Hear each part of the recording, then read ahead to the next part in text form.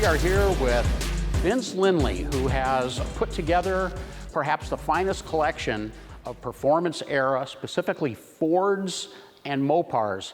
And I'm really interested, where did it all begin with you? You know, I've been around cars my whole life from my father. He was a mechanic his whole life. Growing up as a kid, there was always a car parked in the garage or in the backyard that he was tearing apart. So that's where it all began for me. But then, back, probably about 30 years ago, I used to have some, 63, 67, and 69 Corvettes. Currently doing this the last several years, the Mopars really caught my eye.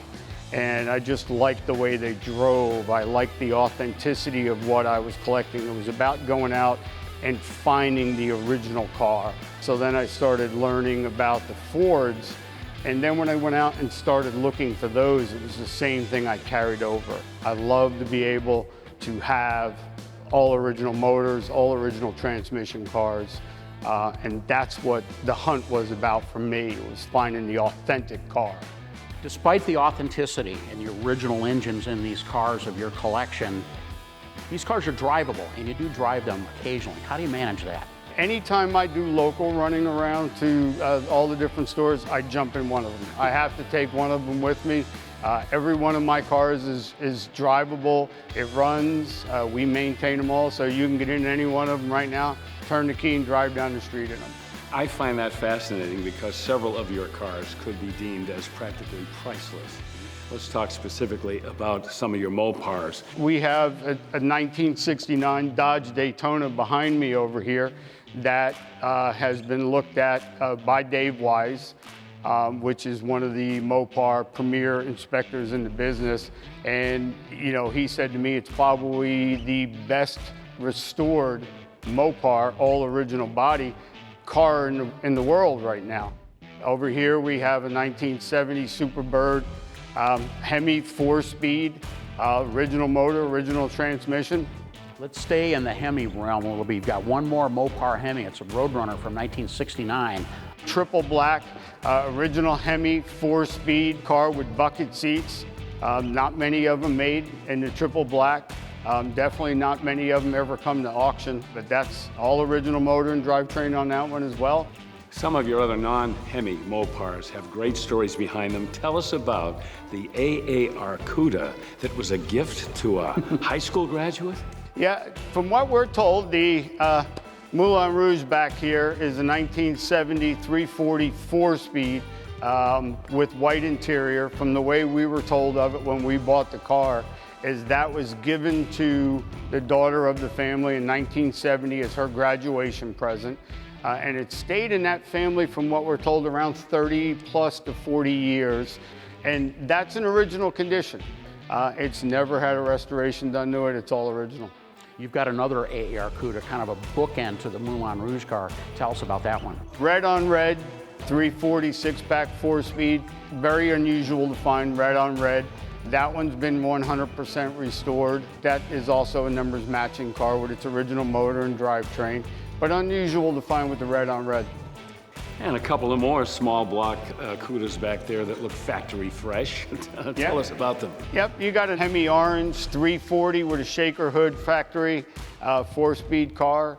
Definitely harder to find the original shaker hood billboard car like that one is. Next to the 1971 Cuda is a 1970 banana yellow Challenger convertible, and that has the upgraded 340 motor in it with a slapstick automatic.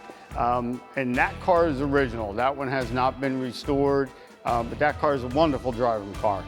One more great Mopar to talk about, and it is a certain 440 powered Cuda.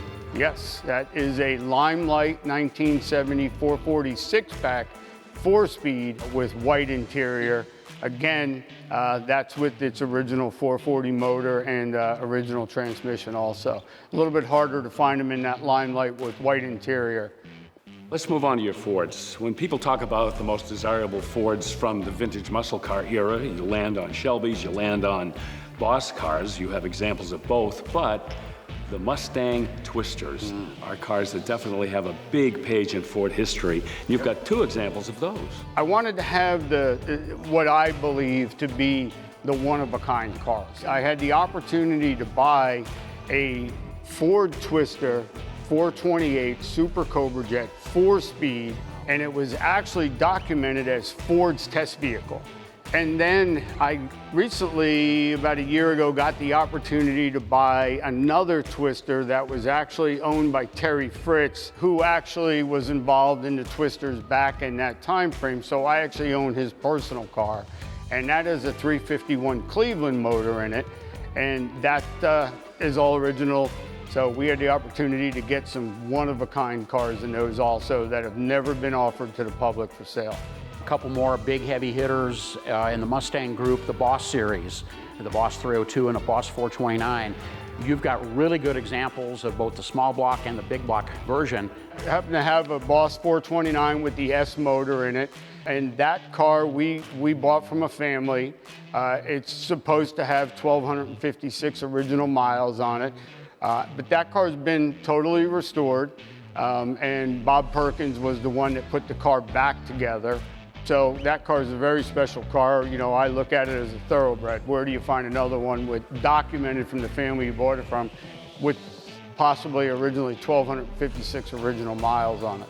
The Boss 302 back in the corner over here, we bought that because I wanted a driver in the 302 family since I had the other ones. That one was restored by a couple of famous race car drivers, and that's signed by them. But that car was just a nice driver. You know, I like driving them, but I wanted one in each category, 302 to 351, and the 428s, 429. So I got pretty much one of each. Vince, one of the cars that sort of stands out in your collection is the 1968 Shelby GT500 Convertible. It's a rare car, and you're going to tell us why. It's also one of the few cars that's kind of been breathed on, not totally original. So that makes it distinctive as well. That's a 68 Shelby GT500 Convertible with factory air. There was only 2 of them made back in '68 with factory air. And a 4-speed. And a 4-speed. That has its original 428 Police Interceptor motor and original 4-speed transmission, and we had that car inspected also for authenticity. But we went and we did get the NOS parts for it and updated the things that were missing on it when we bought it. But that has its original interior, original top. It's a 1 repaint car, but other than that, the rest of it's all original. But great driving car. I put the top down in it and drive it, when the weather's nice. Well, and there's more to your collection than just the cars. We are literally surrounded with a sea of neon. All of that also is going to Kissimmee as well. It's almost one of those things that I almost like the neons better than the cars in some aspects, because they're just such a cool thing that was made back then. And a lot of mine are actually prior to the cars when they were made.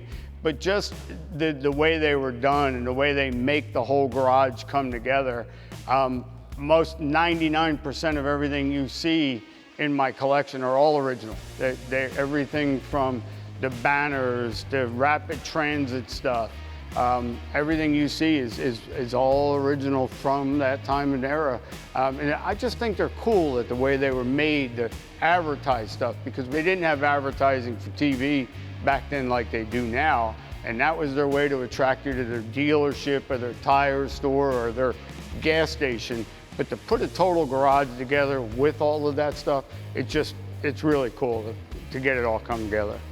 JK, we've seen the cars, we've heard the stories, each car more spectacular than the next, and they just take your breath away. The excitement building for January is going to be immense because of the fact they're all being sold, including the memorabilia, at no reserve. Definitely worthy of a Mecum main attraction at the world's largest collector car auction.